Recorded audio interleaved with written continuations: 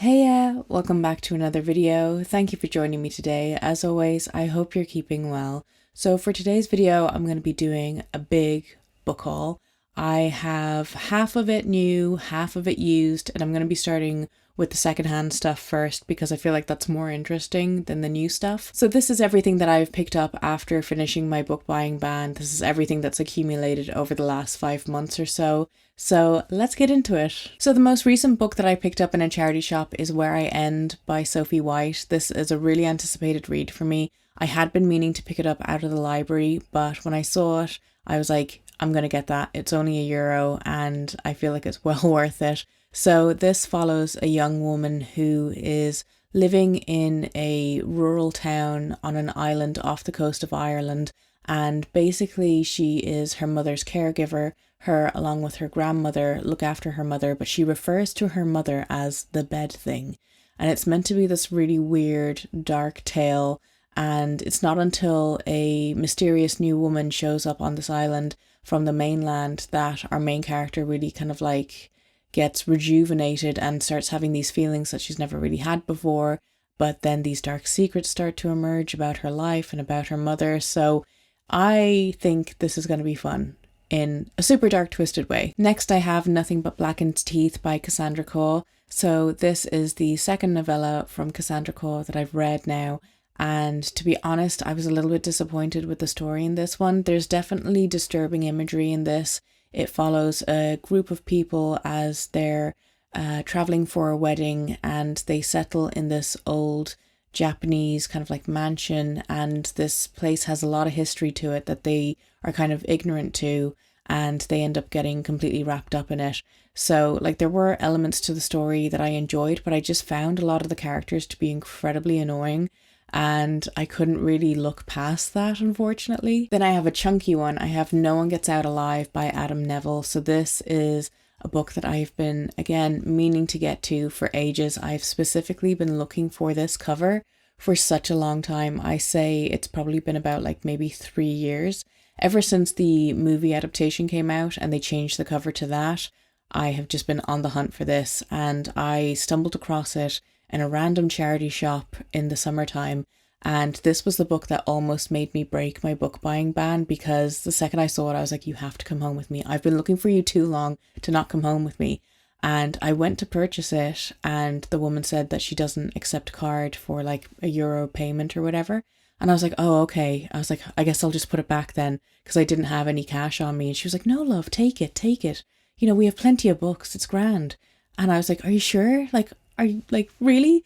And she's like, yeah, of course. So technically, I didn't break my book buying ban because I was given it for free. This follows a young woman as she moves into a really rundown apartment in kind of like a bad area of town, and she's hoping to be able to turn her life around. But her landlord's a real weirdo. He's really aggressive, and she complains about like the weird noises that she hears because she initially thinks it's mice scratching at the walls, and she hears this kind of mysterious cry through the walls at night of another woman. And yeah, it just seems super unsettling. I have seen the film adaptation of it. I wasn't blown away by it, but I like the kind of weirdness that happened toward the end, so I'm hoping the book really delivers on that. Next is The Southern Book Club's Guide to Slaying Vampires by Grady Hendrix. This was the first book I picked up after finishing my book buying ban, and I picked it up secondhand in chapters. Again, this is the edition that I have been looking for and on the hunt for a while. So this is about a book club of women who get together every week, and it's really their escape from their mundane lives, their reason to get out of the house, to leave the kids behind, to leave the husband behind, and really talk about anything other than books. They love true crime. They love just, you know, having a bit of drink and enjoying themselves, enjoying each other's company. But it's not until a mysterious stranger moves to town and then suddenly children start to go missing that they realise that there might actually be a vampire on the loose. So this sounds like it's going to be a ton of fun. I always really enjoy Grady Hendrix's writing style. I love the way he writes women characters in particular, and I am super hyped for it. Another book that I picked up in chapters that I've been on the hunt for because I read it from the library years ago and I've just been meaning to get my own edition of it is Audition by Ryu Murakami. This is my favourite Ryu Murakami book. It's the first one that I read of his, and it always left a lasting impression on me, particularly the scenes of like animal abuse that happens within this. That has haunted me ever since I read it. I can't unhear what the description was within this. It follows a man who's basically on the hunt for a wife, and he holds a fake audition in order to audition women to be his new potential wife.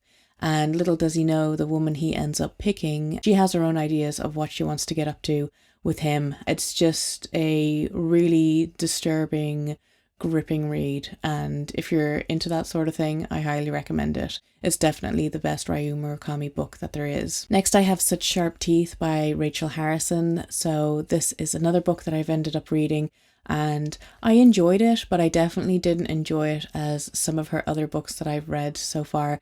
I found, again, the main character a little bit annoying, but I was able to kind of push past it in this case. So this is about a woman who is driving home and she ends up hitting something, and as she goes to investigate, there's something in the bushes and she ends up being chased and something attacks her, and it turns out it's a werewolf, and she's now a werewolf, and the whole story is her trying to cope with her kind of transformation each month, her trying to like maintain a normal image to her friends and her family while kind of grappling with this inner turmoil. It was like a good exploration of womanhood as well. I liked the kind of commentary on that. This was like another fun type of read, but I probably wouldn't go back to it or anything like that, but I was happy to find this in a charity shop for €1 in the American edition, I believe. The next book is one that I was so delighted to find secondhand because I had been trying to find it new for a while. Couldn't find it in any bookshops.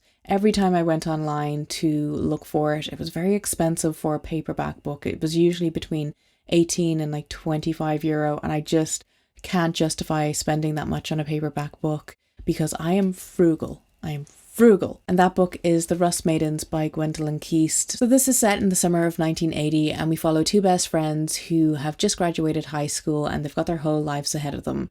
But something weird in their town is happening to girls they know, girls that they grew up with, girls that they went to school with. They basically start going through a very odd bodily transformation where their fingernails turn to glass and their bones seem to turn to corroded metal, and they are dubbed the Rust Maidens, and no one really knows why this is happening. And the story alternates from past to present, and we have our main characters trying to figure out what's actually happening, why these transformations have begun, and what does it ultimately mean, and what is it leading to. I am predicting now that this is going to be like a 4 or 5 star read for me based on the reviews that I've read, based on, you know, other people who have kind of like a similar taste in the community to me, who have absolutely adored this book. I do believe that it reads kind of like YA-ish, so I don't know if it's actually a YA novel or if it's just because, you know, it's set around teenagers that people just automatically assume that that's what it is. This is such an anticipated read for me, and the fact that I got it for secondhand for so cheap, I was absolutely delighted with myself. I also managed to find secondhand The Grip of It by Jack Jemps. So this is meant to be a really unique take on the haunted house trope. This follows a couple as they have just bought a new house and they're going for a new start after the husband's gambling addiction has almost ruined them completely. After they move in, they realise that, you know, as usual, things don't seem to be alright in this house. And then things start going from bad to worse for them, with the wife waking up with bruises, not knowing how she got them discovering rooms in the house that really shouldn't be there. And it just sounds like it's going to be a good, trippy, creepy ride. I have been reading quite a lot of haunted house horror this year, so I probably won't be reading this until the new year, but I'm still looking forward to it nonetheless. And the last secondhand horror book that I have to show you is Earthlings by Sayaka Murata. This book wrecked me when I read it. I read it like the other month, and it's definitely one of the most disturbing books that I've read because I didn't know how heavy it was going to be.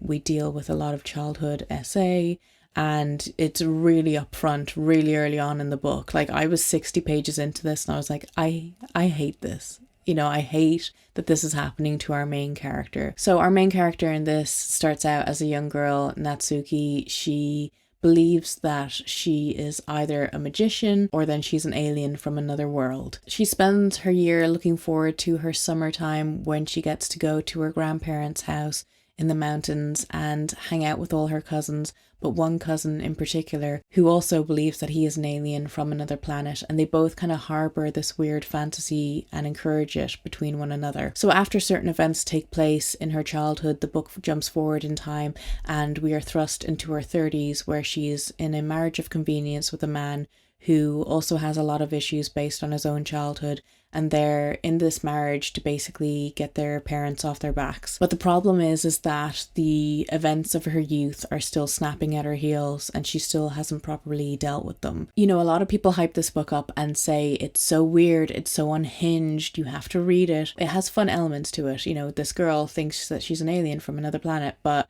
the reason why she thinks that is because she has been a victim of abuse, and it has a really dark underbelly to it. And I don't think I was necessarily mentally prepared to go into that when I started it, because I had no idea that that was like the main thing that happens in this, you know. So read at your own risk. Now, to get into all the new horror books that I picked up in the latter half of the year, I'm going to start with the folk horror books that I've picked up, because it's a subgenre that I've been really enjoying reading from this year and that I will be continuing to read into 2025. So starting off with some classic tales, I have The Wendigo and Other Stories by Algernon Blackwood. This is in the Oxford Classics edition. I really love these editions. I feel like they're really solid.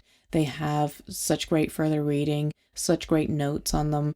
And yeah, if you're into your classics, I feel like these are the best editions out there. So this follows a group of hikers, a group of adventurers who travel into the Canadian wilderness. And as they set off deeper and deeper into the woods, some unsettling things start to happen to them. They realize that they've awoken an ancient creature, the Wendigo. And in Native American culture, the Wendigo is a mythological creature that punishes those who are corrupted by greed and ends up doing some really gnarly stuff to them, like possessing them, turning them into cannibals, eating them. It's really interesting to read about, and I'm really looking forward to the stories because I've never read anything by Algernon Blackwood before. Then I have Lost in the Garden by Adam S. Leslie. So this is a book that came out this year. It got really great reviews and immediately piqued my interest because it's a folk horror tale that's set in England after an apocalyptic event, and I've seen people describe it as Bunny meets Midsummer. So it's this hazy, dreamlike tale where there is a never-ending summer for the last couple of years, and it follows 3 girls who are on a road trip, and they're venturing into this village called Almonby, which is a village that they have been told time and time again not to go to because nothing good can come from it. But one of the girls' boyfriends went there and he hasn't returned, and they feel like it's just their duty to go and find him. And this village is a place that they are told that no one comes back from the same, if they even come back at all. One of the kind of apocalypse related things that happens within this is that the dead rise from their graves, but they're not traditional zombies from what I hear. It feels like it's going to be the perfect, weird, dreamlike literary folk horror tale that I have been really enjoying reading over the last couple of months. Then of course I had to pick up Slewfoot by Brom. This is a book that for the longest time I was under the impression it was just an art book because I knew Brom was an illustrator, and I didn't realise that this is actually a novel. So I splashed out for the hardcover edition, but there really isn't anything special to it. So if you're debating on getting the paperback versus the hardback, I'd say just get the paperback. This follows a young woman named Abatha, and she is living in this very pious, religious village, a very Puritan village, and she's really viewed as an outcast. She has married a man who has a couple of issues. He would be regarded as an outcast himself, but he comes from a wealthy family, or wealthy enough family, and ultimately she's made a widow, and she has to face off with her husband's brother, who is probably like the villain of the year out of all the books that I've read so far this year. I hated this man. When I tell you, he made my blood boil. So alongside the story, we have these creatures in the woods. We have an ancient creature awakening after a long sleep. He doesn't really remember who he is, but he is very important. And he ends up making a connection with Abatha, and the two of them realize that they are much more powerful together. I did really enjoy this. We just made the Halloween period very spooky, very witchy for me. Taking a complete turn from folk horror, I also picked up Dead Silence by S.A. Barnes. This is a book that I've seen so many good reviews, and while I was on my book buying ban, I was like, I really want to get this. And I tried to get it from my library, but at the time, at least, they didn't have it in. So I was like, do you know what? I'm just going to pull the trigger and I'm going to buy it. Don't really read a lot of kind of like sci-fi horror, but I watch a lot of it. So one of the things I want to get into in 2025 is read more sci-fi horror novels, because it's a great genre. It's so interesting. It's like, it can be so mind-bending, and there's so many different elements to it that I feel like it would be really beneficial just to start reading. So this follows a woman named Claire who is days away from finishing up her last job, and she's on a ship with a repair crew, and they randomly just get a distress signal from this seemingly abandoned ship. So they decide to board it, because why not? And they feel like they can raid it and get a load of scrap and just make out like bandits basically. But of course it's not that simple, because of course something happened on this bloody ship that is still there, still alive and kicking. So it does sound like it has a bit of a stereotypical story set up to a sci-fi horror, but I'm hoping it really delivers in the latter half of this book of whatever it is that they end up discovering, and, you know, the horrors that took place on this luxury liner that has just been drifting in space for God knows how long. Next, I had to pick up My Darling Dreadful Thing by Joanna Van Veen. So this is a book that's heavily inspired by the work of Edgar Allan Poe. It's a Gothic tale. It follows a young girl who is a medium. Her name is Rue, and together she works with her mother, who really is like an overbearing stage mother, who kind of forces her to do these seances based on the fact that she has the ability to talk to the dead. So we don't know if it's like an ability that she wants to use, but she's definitely been forced to use. So at one of these seances, she ends up meeting a young widow who invites her back to live in this manor that she's inherited. The manor is completely falling apart. It's creepy, but Rue accepts.